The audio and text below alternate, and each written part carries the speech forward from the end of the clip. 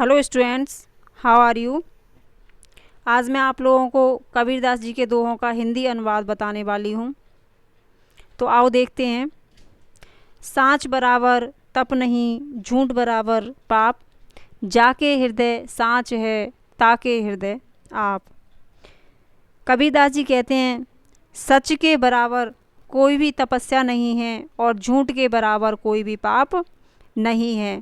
जो व्यक्ति सच बोलता है, जिसके हृदय में सच है, उसके हृदय में स्वयं भगवान विराजमान होते हैं। यहाँ पर इसका दूसरा अर्थ होगा बच्चों, जो इंसान सच बोलता है, जो सच का साथ देता है, वहाँ पर ईश्वर प्रसन्न होकर उस व्यक्ति का साथ खुद ब खुद देने लगते हैं। झूठ बोलते बोलते व्यक्ति बुराइयों के मार्ग पर चला जाता है और वो एक बुरा इंसान बन जाता है, जिससे कि भगवान भी नाराज़ हो जाते हैं। आगे बढ़ेंगे बच्चों। ऐसी बानी बोलिए मन का आपा खोए, औरन को शीतल करे आपऊ शीतल होए। यहाँ कबीरदास जी कहते हैं कि हमेशा मधुर बानी बोलिए, अच्छे वचनों का प्रयोग करिए, जिससे एकदम दिल से बोलिए, अच्छा बोलिए, जिससे कि खुद को भी प्रसन्नता हो और सुनने वाले को भी प्रसन्नता हो। कभी भी अपशब्द मत बोलिए, किसी के साथ दुर्व्यवहार मत कीजिए। आगे बढ़ेंगे बच्चों। गुरु गोविंद दो खड़े, काके लागू पाएँ, बलिहारी गुरु आपने गोविंद दियो बताए। कबीरदास जी कहते हैं यहाँ पर कि गुरु और गोविंद दोनों ही मेरे सामने बराबर में खड़े हुए हैं और मैं इतना असमंजस में पड़ चुका हूँ कि मैं किसके चरण स्पर्श सर्वप्रथम करूं, क्योंकि मेरे लिए दोनों ही सर्वश्रेष्ठ हैं, दोनों ही पूज्यमान हैं, मैं दोनों का ही सम्मान करता हूं, लेकिन ये तय नहीं कर पा रहा हूं कि किसको सर्वश्रेष्ठ मानकर उसके चरण स्पर्श सबसे पहले करूं। यहाँ पर आगे बढ़ते हुए कबीरदास जी गुरु की महिमा का वर्णन करते हुए, उन्हें सर्वश्रेष्ठ बताते हुए आगे कहते हैं बलिहारी गुरु आपने गोविंद दियो बताए। गुरु जी आपने तो बहुत ही अच्छा काम किया, बहुत ही नेक काम किया कि मुझे ईश्वर के बारे में बताया, मुझे ईश्वर की महिमा का वर्णन किया, उनके गुणों का बखान किया, जिससे कि मैं ईश्वर के बारे में जान सका, उनकी महिमा को जान सका और मुझे अच्छे मार्ग पर चलने के लिए प्रेरित किया।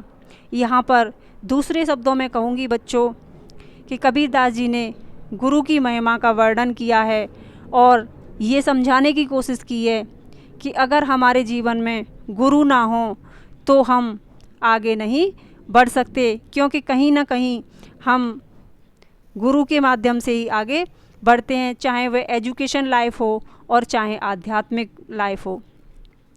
अगर आध्यात्मिक की बात करूं तो गुरु हमें भगवान के विषय में बताते हैं और मुक्ति के मार्ग तक ले जाते हैं, और अगर एजुकेशनल की बात करूं तो हम जब से क्लास में एंट्री लेते हैं, जब से हमारा एडमिशन होता है बचपन से, तब से लेकर और जब तक हमारी एजुकेशन चलती है, हम गुरु के माध्यम से ही आगे बढ़ते हैं।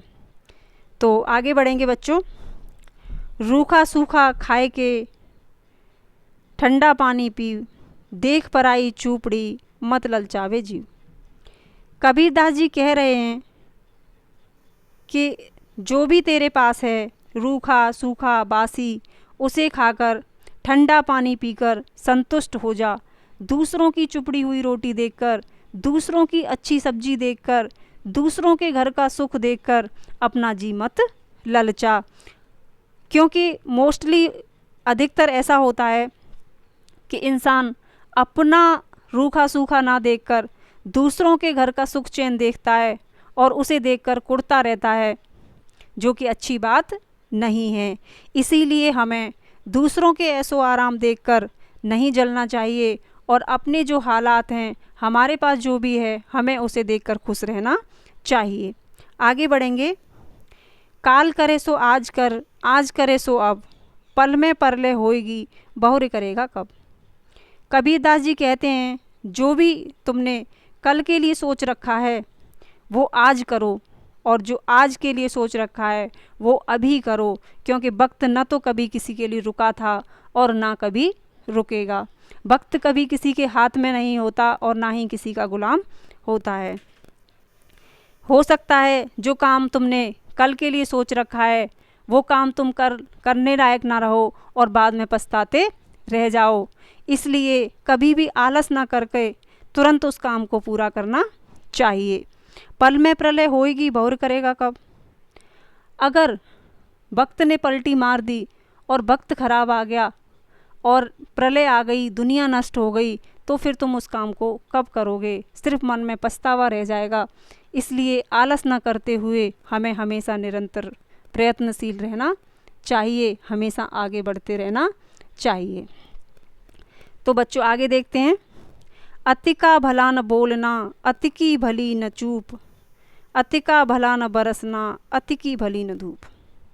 कबीरदास जी कहते हैं कि हमें कभी भी अत्यधिक नहीं बोलना चाहिए और ना ही कभी अत्यधिक चुप रहना चाहिए, क्योंकि अधिक बोलते बोलते हमारे मुंह से निरर्थक शब्द निकल जाते हैं, बुरे शब्द निकल जाते हैं।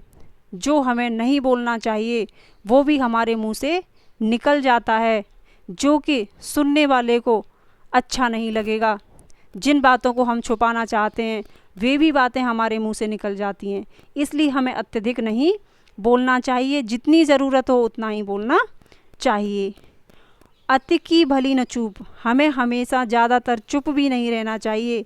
जहाँ ज़रूरत हो उस हिसाब से हमें बोलना भी चाहिए, क्योंकि कभी ऐसा भी होता है कि हम चुप बैठे हैं और दूसरा व्यक्ति हमारे ऊपर दोषारोपण कर रहा है, आरोप प्रत्यारोप कर रहा है।